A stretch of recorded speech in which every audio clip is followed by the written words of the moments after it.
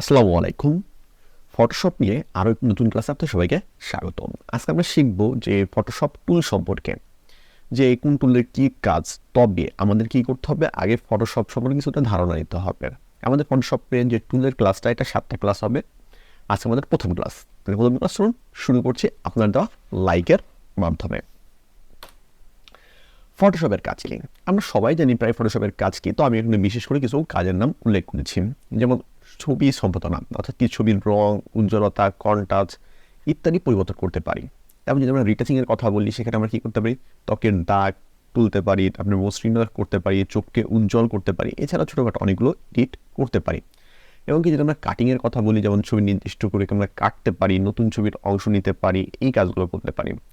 আর যদি graphic design, যদি ডিজাইনের রিলেটেড যাই, তাহলে আমরা কী করতে পারি, লোগো ডিজাইন করতে পারি, ব্রোশিউর ডিজাইন করতে পারি, পোস্টার ডিজাইন করতে পারি ফটোশপ দিয়ে। আর যদি ওয়েব ডিজাইনের কথা বলি, এখানে কিন্তু আমরা লেআউট তৈরি করতে পারি, তারপর হচ্ছে ইউজার ইন্টারফেস, যেটাকে আমরা ইউআই বলি, সেটা আমরা তৈরি করতে পারবো ফটোশপ দিয়ে।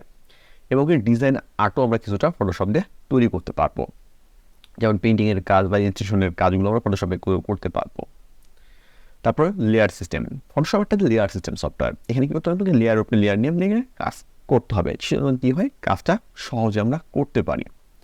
তারপর হচ্ছে ফিল্টার, যেমন আমরা অনেক কিছু ফিল্টার করতে পারবো, সেগুলো প্রয়োগ করতে পারবো। তারপর ধরেন কি টেক্সট যোগ করতে পারবো। সাধারণত এই কাজগুলো কী করে থাকি, আমরা ফটোশপে করে থাকি, এবং কি সেগুলো টুলের মাধ্যম ব্যবহার করে থাকি, এবং কি টুলকে বিভিন্নভাবে ভাগ করা হয়েছে, যেটা আমরা আস্তে আস্তে ক্লাসগুলোতে জানতে পারবো। ফটোশপের বিভিন্ন ফরম্যাট আছে। আমি এটা ডিজাইন করলাম, ডিজাইনটা আমাকে সেভ করতে হবে, সেটা আমরা বিভিন্ন ফরম্যাটে সেভ করতে পারি।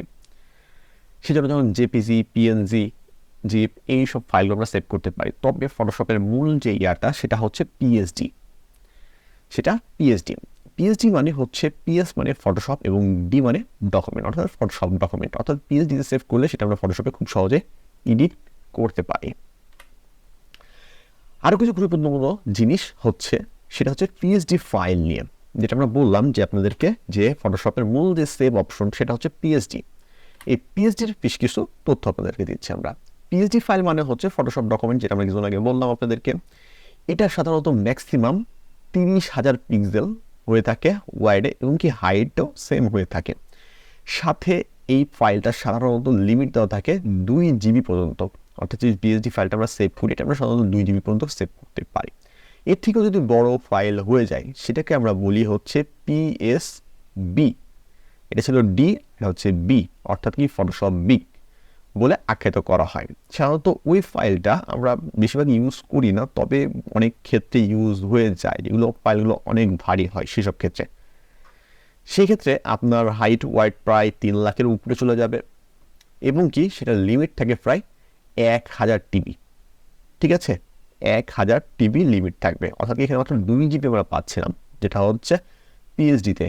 আর যখন পিএসবিতে যাব, সেক্ষেত্রে আমাদের কি লিমিট হয় প্রায় 1000 টিবি। আসলে এত বড় ফাইল ইউজ হয় না, তারপর আপনাদের জানিয়ে রাখলাম। সাধারণত এই পিএসডিতেই সেভ হয়ে থাকে।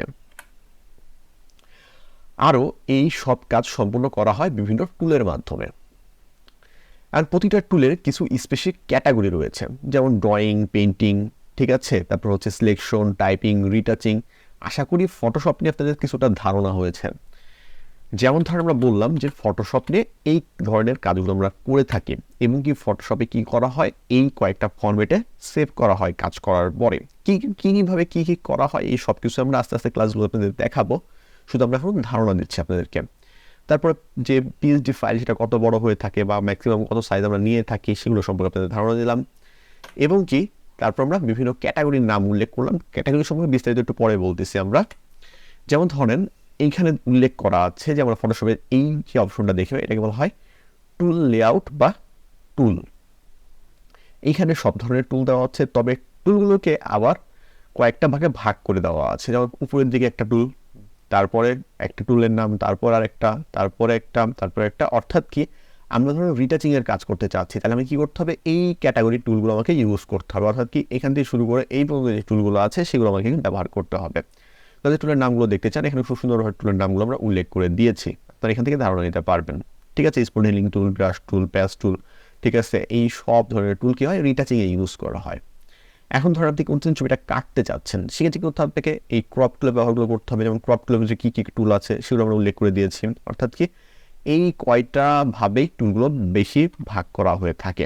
সেখান থেকে আপনি খুব সহজেই টুল সম্পর্কে আন্দাজ নিতে পারবেন এবং কি আমরা ক্যাটাগরি ভিত্তিকভাবে আপনাদেরকে কি দেখাবো, যে টুলের কাজগুলো দেখাবো। এতে কি হবে, আপনি টুল সম্পর্কেও ধারণা হয়ে যাবে এবং কি কোন টুল কোন ক্ষেত্রে বেশি ব্যবহার করা হয় সেটা সম্পর্কে আপনার ধারণাটা পেয়ে যাচ্ছেন। আর ফটোশপে সাধারণত এই ধরনের কাজগুলো বেশি করা হয়ে থাকে। এখানে আমরা বেশ কিছু কাজের নাম উল্লেখ করে দিয়েছি। যেমন ধরেন যদি আমরা ফটো নিয়ে কাজ করি, অর্থাৎ কি এডিটিংয়ের কাজ করি, শুধু ফটো এডিটিংয়ের কাজ করি, সেগুলো এই পাশে দেওয়া আছে। 11টা কাজের ভিতরে হয়ে থাকে সাধারণত ফটো এডিটিংয়ের কাজ, যেমন রিটাচিং, তারপরে product retouch, watermark remove, add object remove, photo masking, clipping path, photo editing, ঠিক আছে। তারপর ফটোর ব্যাকগ্রাউন্ড রিমুভ, কালার কারেকশন, এই সব কিছু করা হয় থাকে ফটোর ভিতরে।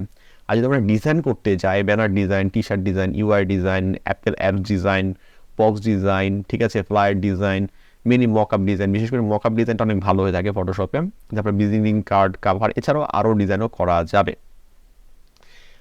এখন কথা হচ্ছে, আশা করি আপনারা ফটোশপ সম্পর্কে একটা ধারণা পেয়েছেন। আমরা নেক্সট ক্লাস থেকে আপনাদেরকে ফটোশপের টুল সম্পর্কে ধারণা দেওয়ার চেষ্টা করবো ইনশাল্লাহ। আজকের ক্লাসে যদি পরবর্তী ক্লাস সুস্থ থাকবেন, ভালো থাকবেন এবং আমাদের জন্য দোয়া করবেন। আর যদি কোনো প্রশ্ন থাকে অবশ্যই আমাদের কমেন্টে করে যাবেন।